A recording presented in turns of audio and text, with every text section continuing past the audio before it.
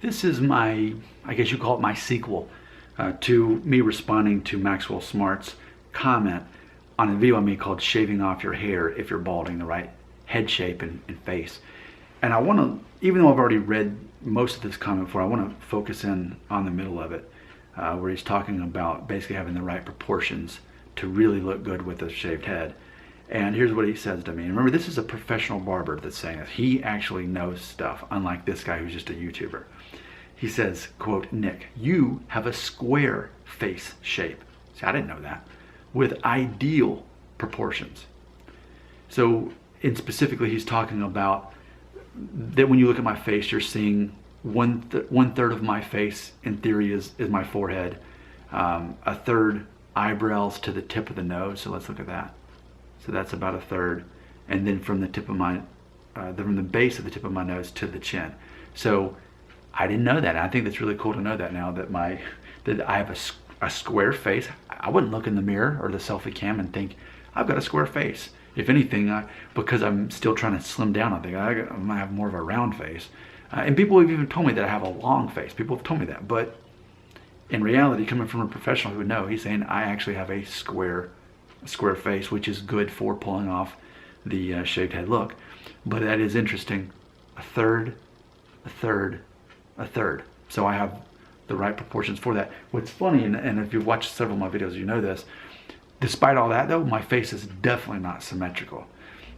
To overanalyze my face and how non-symmetrical my face is, look at my nose. Now, I know I've been wearing glasses, so you can see spots there, but look at my nose. It's pretty triangle there, but then on this side, it's got the bump there. That's because apparently my nose either started growing crooked when I was in junior high, or it maybe was broke without me knowing it somehow. But my nose is definitely, look at my teeth. Okay, if that was supposed to be perfectly symmetrical, more of my nose comes over here. So depending on which angle you're looking at me, you're seeing someone who's definitely not symmetrical. And granted, he mentioned earlier about the ears, and I happen to have ears that go back, so I guess that helps too. But ultimately, here's why I want to make this video. Something I regularly say is, men are judged harshly on many things, but their hair is not one of them. If we can prove that we are confident men who know who we are, who know what we're good at and bad at, who can make people laugh, who can make other people feel good about themselves, who can help other people, if we can be all those things, that's what makes men attractive. But a lot of guys get caught up in, oh no, I'm losing my hair, therefore I'm ugly, therefore they're not confident. Therefore, when you're not confident, it's hard to help other people. It's hard to help make people laugh. It's hard to know what you're good and bad at, because all you think about is, oh, well, I'm bad at looking good because of my hair. You know, that's the trap that happens to a lot of guys. And here's what's funny about it. As far as when people look at me, let me just say this. Throughout my life, have I ever been known as the good-looking guy? Like in high school and junior high, and girls are, oh, look who's cute, he's cute. I wasn't that guy. I wasn't known for being exceptionally good looking. Classically handsome, we could say that, sure. But as far as being known as the good looking guy, no. Now what's funny is, the most recurring comment that I get from people over the years of doing this YouTube channel, when people compare me to someone, the person they compare me most to is Ben Affleck. And I think that's interesting, because in real life, no one ever says that. But on this channel, those comments come in more frequently than any other person that I've compared to. Ben Affleck, who is known as a handsome looking guy.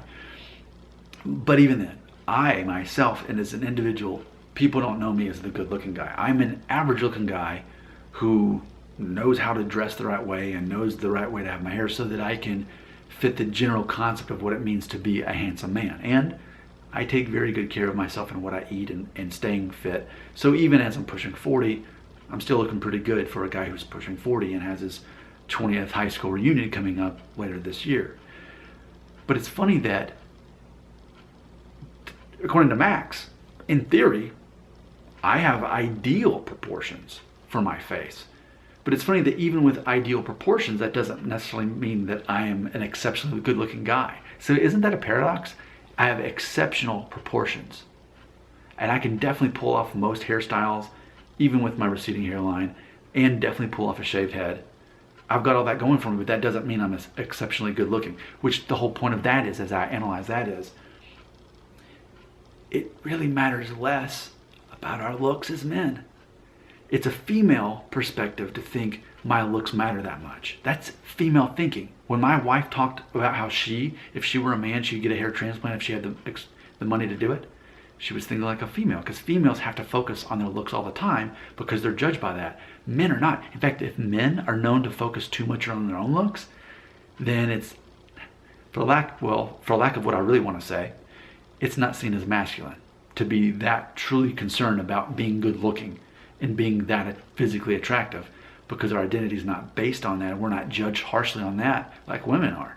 We're judged harshly on being confident leaders, making people laugh, communicating, making other people feel good about themselves, helping other people, knowing what we're good and bad at, all of those things. So it is interesting that men would put so much stock in how they look, when ultimately those aren't things that matter. And it's also interesting that there can be a separation of, you can have ideal proportions but still not be known as a particularly good-looking guy, but simply classically handsome. And that's all I want to go for.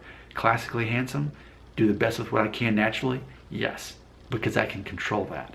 And I think it's more important to be classically handsome, even as you age with grace, even as you go bald and get older and get wrinkles, still you're classically handsome.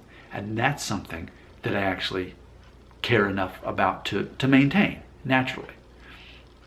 But as far as being good looking, you don't want to be known as the good looking guy, because as you do get older, and that's the main thing, even as you get older, I think you can afford to get away with aging better when you're just simply, a 6.5 out of 10 at best on a good day. Let's say rate me 1 out of 10. I'll give myself a 6.5 on a good day, okay? And I'm happy with that. I don't need more than that. I don't want my identity to be based on my looks. That's not how I want people to perceive me, as the good-looking guy, because then you've got more to lose, because then there's more focus on that. And as men, the focus shouldn't be on our looks anyway. It should be on our charisma and what we're passionate about. The very things that attracted my wife to me. My wife is a beautiful woman. She was back when we were 25 when we met, and she definitely is now that we're 37 now. But my looks weren't really the thing that attracted her. And if you've watched those videos, she's said that before. I've said that before. I was immediately physically attracted to her. She never even saw me in the light of being attractive or not until I asked her on our first date. That's when I became a sense of physically attractive. But that switch was not even turned on in her head. Immediately it was on mine when I saw her from across the room. Because that's the difference between men and women. Men are attracted to women physically. That's the main thing that we're trained to look at. And there is more pressure on females for that. But for men, so what if I walked up to her? My looks, even if I was the best looking guy in the room, out of the hundreds of men in that room, if I couldn't carry on a conversation with her and make her laugh and make her feel engaged in all of this, we wouldn't be married, because she would have never wanted to be around me any more than that. Personality, communication, confidence, making other people feel good about themselves and knowing how to carry on a conversation where you end up getting that person to talk about themselves more than putting the focus on you.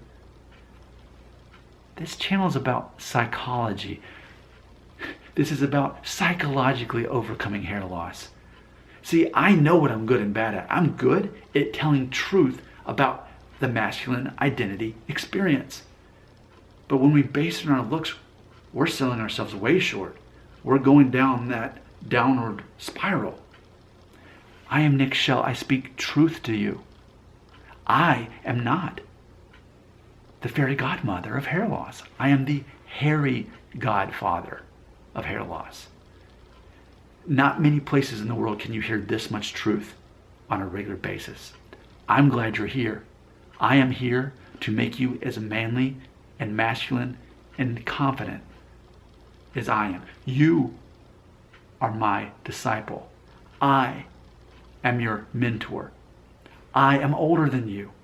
One day you will be as old as me, and you will think back, man, a long time ago I watched this guy Nick Shell, and he really helped me through this stuff in a way that no one else could.